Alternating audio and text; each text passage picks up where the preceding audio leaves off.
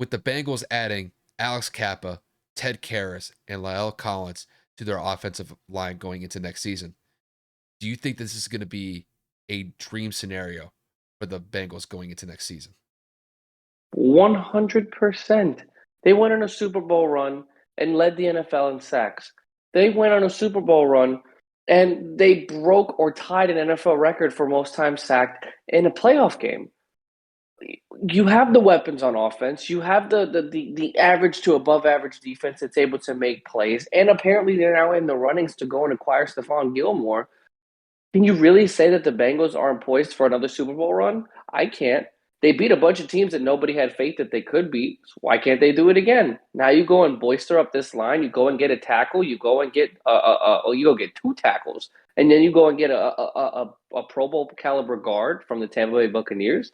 I don't I don't see why this isn't going to put them right back into the conversation as one of the best teams in the AFC. They have the confidence, they have the experience, they clearly have the coaching staff, they have the quarterback. Why not? Why not the Bengals? So I think that these signings go and show that they are focused in making sure that they are going to acquire the pieces that they need to go and do this again, except with a better outcome being that they win the Super Bowl. And they have an entire full year's worth of draft picks. So the Bengals are poised to go out there and make moves in the offseason in terms of going out and drafting some good free agents. They made some great moves to improve that offensive line. Joe Burrow obviously has another full offseason in terms of being healthy and practicing. And then it's just more repetition for him and that offensive line to get familiar. So this offseason for the Bengals, A plus. They addressed every need they needed to. And at the end of the day, actually I can't give it an A plus. They re-signed Eli Apple, so there's that. And then, of course, at the end of the day, they did lose CJ. What's his name again? Uzma, Uzuma. Uzuma. But then they go and acquire Hayden Hurst. So pros, cons. They got some people. They lost some people. But I think that the pros outweigh the cons significantly. And Joe Burrow, excuse me, Joseph is poised for another run.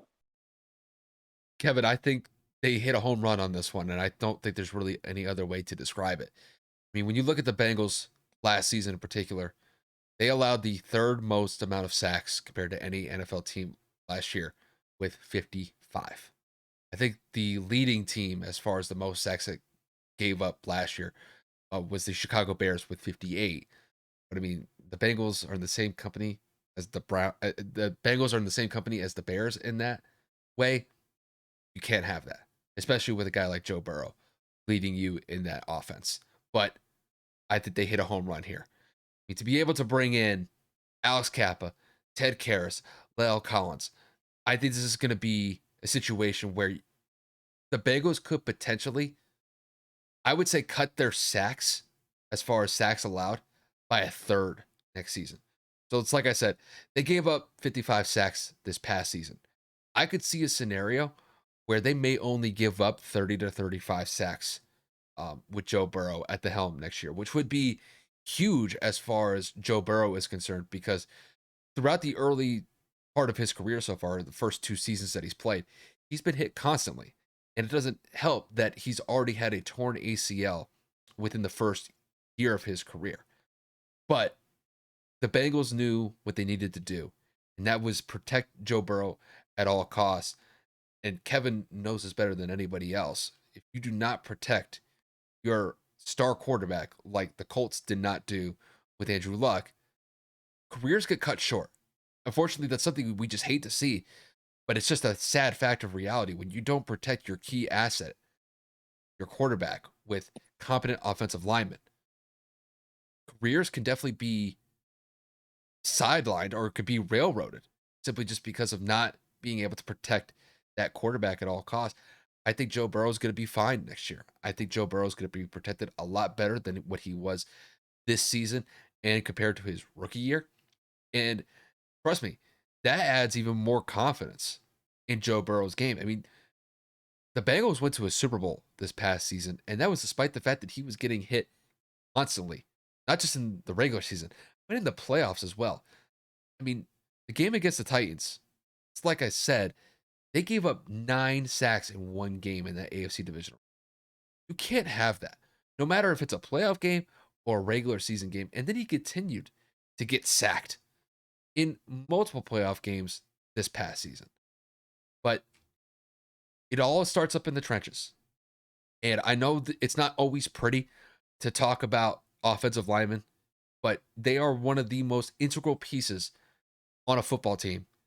And you've seen it the last 2 years when you don't have a competent offensive line. And I'll even make this point. Had the Bengals had a decent offensive line to work with last year, there may have been a situation. Kevin, I don't know if you remember this. That fourth down play where Joe Burrow had to get the ball out quickly because Aaron Donald was getting a solid pass rush on Joe. Oh yeah, Had Joe had a second or two more of time, guess who was wide open running down the sideline? Jamar Chase. Gmar, offensive rookie of the year, Chase. Yeah, because Jalen Ramsey fell on the route. And if Joe had an extra second or two to see Jamar running down the sideline unopposed, that would have been a walk-in touchdown. And the Bengals could have potentially been Super Bowl champions had Joe had a little bit more time. And really, the game of football is usually talked about like as a game of inches just because, a yard or two can make a difference in a game. Well, nobody ever talks about time as far as the time that you have at your disposal when a play is going on. And now that the Bengals have a solid offensive line to work with, it is an immediate upgrade as far as I'm concerned.